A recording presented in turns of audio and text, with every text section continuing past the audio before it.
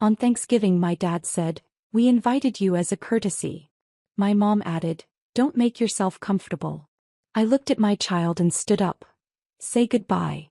We left quietly. Later that evening, I made one call. Within minutes, my mom had called me 25 times in a panic. On Thanksgiving, my dad looked straight at me across the table and said, "We invited you as a courtesy." My mom didn't even glance up from the turkey when she added, "Don't make yourself comfortable." I stared at my son Mason, who was lining up olives on his plate like they were chess pieces. He's 6. He doesn't understand subtext yet, but he understands tone. He stopped smiling. I stood up and told him say goodbye. He looked confused but obedient. He waved at my parents and said, "Bye, Grandma. Bye, Grandpa." They didn't respond. We left quietly. I didn't slam the door. I didn't cry. I didn't argue. I just drove. It wasn't the first time they'd said something like that. Growing up, I was always the extra child. The accident. The financial burden. My mom used to remind me that they had planned to stop at 2. I was number 3. The surprise. The mistake. When I turned 18, my dad told me that college would be on me. When my sister Emily got married, they paid for everything. When my brother Jake bought his first house, they gave him the down payment. When I asked for help with daycare after Mason was born, my mom said, "You chose this life." So I helped them. 3 years ago, my dad's construction business almost collapsed. I had just sold my small marketing agency for a decent profit. I wired them $50,000 without hesitation. They said they'd pay me back when things stabilized. They never did. I never asked. Last year, when my mom needed surgery and their insurance deductible was high, I covered it. I told myself that being the unwanted child didn't mean I had to act unwanted. But Thanksgiving was different. The comment wasn't a slip. It was deliberate. They wanted me to know my place. Mason and I ended up at a diner off the highway. He ordered pancakes and asked why Grandpa was mad at us. I told him sometimes grown-ups forget how to be kind. He nodded like that made sense. While he colored on a paper placemat, I thought about the house. My parents' house. The one they were so proud of keeping after the business scare. The house was technically still in my name. They never knew. When I wired that $50,000, their credit was shot. The bank refused to refinance. I stepped in and co-signed. Then the lender required a stronger guarantee. So I took title temporarily to secure the loan and protect my money. My dad signed the paperwork without reading it closely. He trusted me because he assumed I'd never use it against him. I never planned to. Until that moment at the table. While Mason was finishing his pancakes, I stepped outside and made one call. I called Daniel, the attorney who handled the refinancing. I said, "I want to move forward." There was a pause on the line, then he said, "Are you sure?" I said yes. He told me he would file the notice immediately. Within minutes of hanging up, my phone started vibrating. That. Mom again. By the time I walked back inside the diner, there were 25 missed calls. And a text from my mom that just said, "What did you do?" I didn't answer. Mason was still working on his pancakes, completely unaware that his grandparents' entire sense of security had just shifted. I sat back down and watched my phone light up again. Dad calling. Then Mom. Then Dad. Finally, a voicemail notification popped up. Then another. Then another. I opened the first one.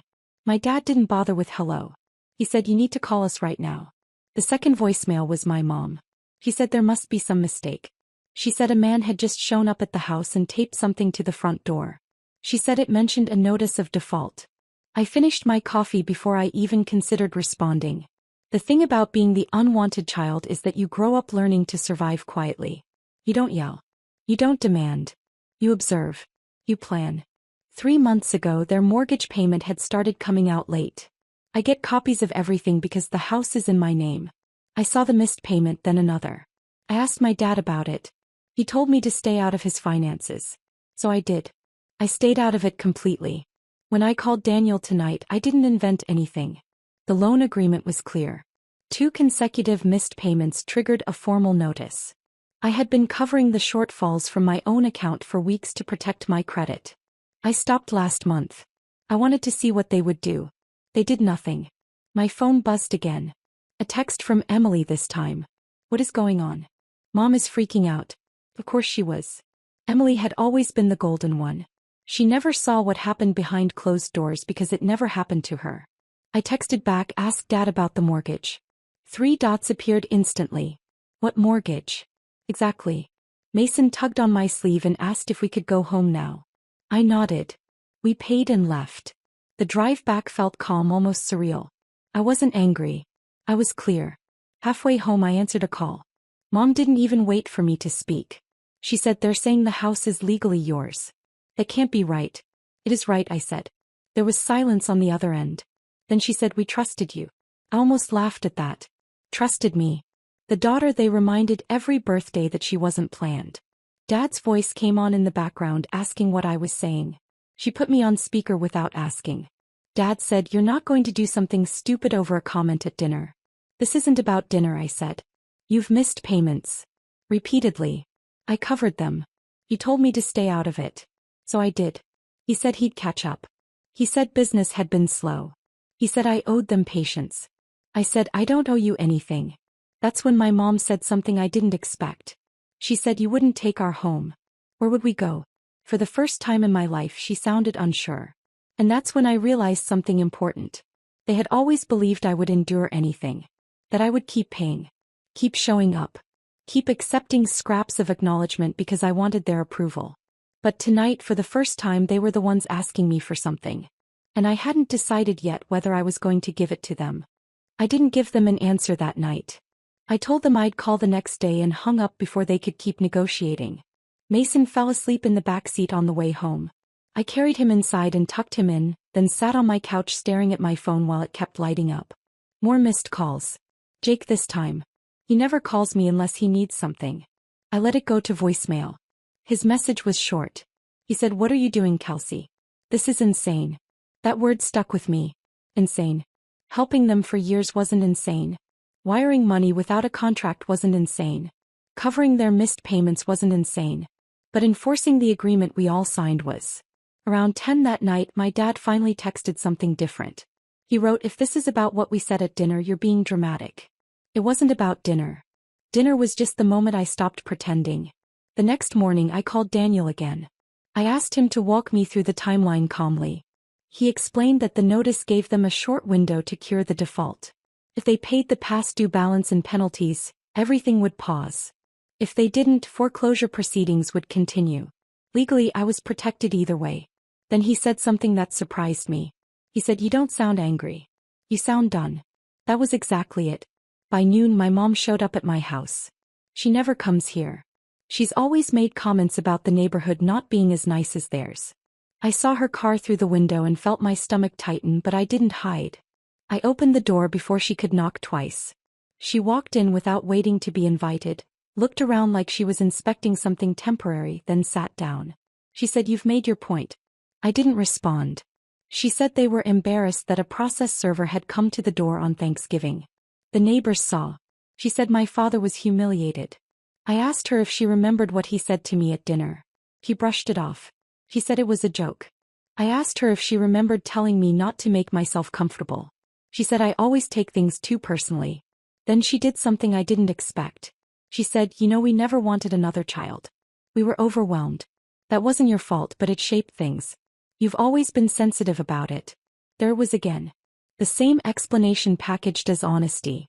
I told her I gave them $50,000 without asking for repayment. I covered her surgery. I've been paying their missed mortgage installments for months. She looked genuinely surprised about the last part. "Your father handles the finances," she said. "Of course he does." I told her I wasn't asking for gratitude. I was asking for respect. She said, "So this is revenge?" I said, "No.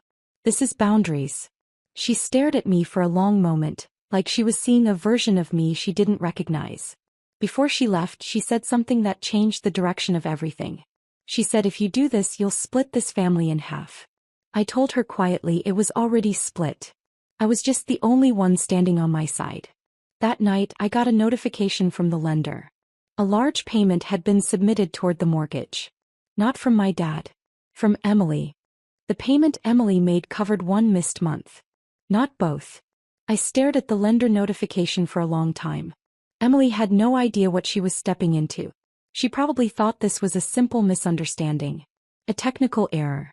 Something I could fix if I wanted to. I called her. She answered on the first ring and went straight into it. She said Dad told her I was trying to take their house over a Thanksgiving argument. She said she wired money to stop the foreclosure because she couldn't believe I'd do something so extreme. I asked her if Dad mentioned the $50,000. Silence. I asked if he mentioned the surgery. Silence again. Then she said she didn't know about any of that. Of course she didn't. I told her the house has been in my name since the refinance. I told her I've been covering their late payments for months. I told her I stopped because I was done being treated like a backup plan. He sounded shaken. She said Dad told her he owned the house outright. He told her I was just a co-signer. I said ask him to show you the deed. She didn't respond to that. Later that evening my dad called. His tone was different. Controlled. Careful. He said Emily had no business involving herself. He said this was between us. I said it became everyone's business the moment he painted me as unstable. He ignored that. He said he'd get the remaining balance together within the cure period. He just needed more time. I asked him where the money would come from. He said he was working on it. That phrase used to reassure me when I was younger. It meant he had a plan. Now it sounded empty. The next day something unexpected happened. I got a call from a number I didn't recognize. It was the county recorder's office. The woman on the line said there had been an inquiry about the property title that morning. Someone had requested certified copies of all ownership transfers for the past 5 years. I didn't need to guess who. An hour later, Emily texted me a single sentence. Why does the deed say sole owner Kelsey Morgan? I didn't answer right away. I wanted her to sit with it. Then Jake called. He sounded angry. He said I blindsided everyone. He said this was humiliating. I asked him if he remembered when Dad helped him with the down payment on his house. He said that was different. I asked how. He didn't have an answer. That night my mom called again. Not panicked this time. Measured. She said your father is trying to secure a business loan to cover the arrears. She said once this is fixed we can go back to normal. Normal. That word hit harder than anything else. Normal meant I keep paying quietly. Normal meant Thanksgiving comments get brushed off. Normal meant I keep showing up hoping one day they'll treat me like they treat Emily and Jake. I told her something she clearly didn't expect. I said even if they pay the mortgage current, I'm not transferring the house back. There was a long pause. She asked what that meant. I said it means I'm selling it. She stopped breathing for a second. You can't do that, she said. I said legally I can. And for the first time in my life I wasn't asking for permission. The house went on the market the following Monday. I didn't warn them. Daniel said I had every legal right. As sole owner I could sell whenever I wanted. The buyers would take it subject to the existing occupants, but practically speaking, no one wants to buy a house with a hostile family inside. So it forced a decision. Within 48 hours there was a for sale sign on the lawn. Emily sent me a photo of it. Is this real? She texted. As I wrote back. That evening my parents showed up together. First time in years they'd presented a united front at my door. My dad skipped small talk. He said this is cruel. I asked him what part. He said selling the house out from under them would destroy their retirement. He said I was punishing them for being imperfect parents. I told him this isn't punishment. This is me exiting a contract that stopped working. My mom tried a different angle. She said think about Mason. She said he deserves grandparents. I said grandparents who tell his mother she's there as a courtesy. Neither of them responded to that. Then my dad said something that shifted everything. He said if you sell this house we'll have to move into an apartment. I waited. He added we can't afford anything else. The business isn't recovering. The truth is it's barely surviving. That was the first honest thing I'd heard. I asked him how long it had been that bad. He said over a year. Over a year. The same year I'd been quietly covering their missed mortgage payments. I asked why he didn't tell me. He said he didn't want to look weak. There it was again. Pride over transparency. I told them I'm not your emergency fund. I'm not your backup plan. I'm not the child you keep at arm's length until you need something signed or wired. My mom asked what I wanted. I said peace. They left without slamming the door. No dramatic exit. Just quiet footsteps down my walkway. 2 days later we received an offer. Full asking price. A young couple relocating from out of state. Clean financing. I accepted it. The cure period on the mortgage expired the same week. Emily's payment covered 1 month, but the remaining balance was never paid. The loan officially accelerated. My dad called one last time before closing. He said if you do this, don't expect us at Christmas. Don't expect calls. Don't expect anything. I said that's fine. And I meant it. On closing day, I wired them the remaining equity after the loan was paid off. Not because I owed them, but because I wanted a clean ending. An hour after the funds hit their account, my mom called. She didn't yell. She didn't cry. She just said, I didn't think you would actually let us go. I looked at Mason playing on the living room floor and said, you let me go years ago. And then I hung up. There was one final step left. And it wasn't about money. The final step wasn't the sale. It was the trust. 3 years ago when I sold my marketing agency, I set up a small trust for Mason. Nothing flashy. Just something stable. I named my parents as secondary guardians if anything ever happened to me. It felt responsible at the time. Safe. After the house closed, I called the attorney who handled the trust. I asked him to amend it. I removed my parents' names entirely. I named Daniel and his wife instead. They've known Mason since he was born. They show up. They don't keep score. It took one meeting and a signature. When it was done, I felt something I hadn't felt in years. Not anger. Not victory. Relief.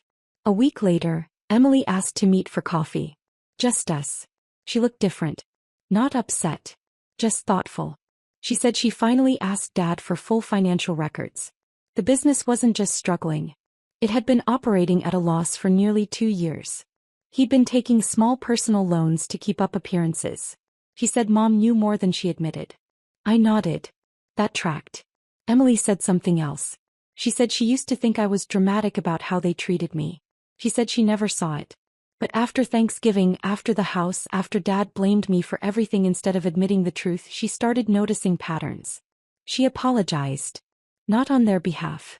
For herself. That mattered more than I expected. Jake hasn't called. That's fine. He prefers things uncomplicated.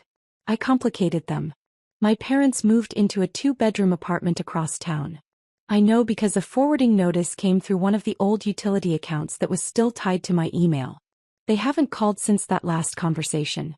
Christmas came and went quietly. Mason and I built a gingerbread house in our kitchen. No tension. No walking on eggshells. Just calm. A few days ago, Mason asked why we don't see Grandma and Grandpa anymore. I told him sometimes people love you in ways that aren't healthy. And when that happens, it's okay to create space. He thought about that, then asked if we could invite Mr. Daniel and his wife over for dinner instead. We did. That night, while everyone was laughing at Mason's attempt to tell a knock-knock joke that made no sense, I realized something simple. Family isn't who signs your birth certificate. It's who makes you feel wanted when you walk into a room. My parents invited me as a courtesy. I removed myself as an obligation. And for the first time in my life, I wasn't the unwanted child. I was just a mother protecting her son.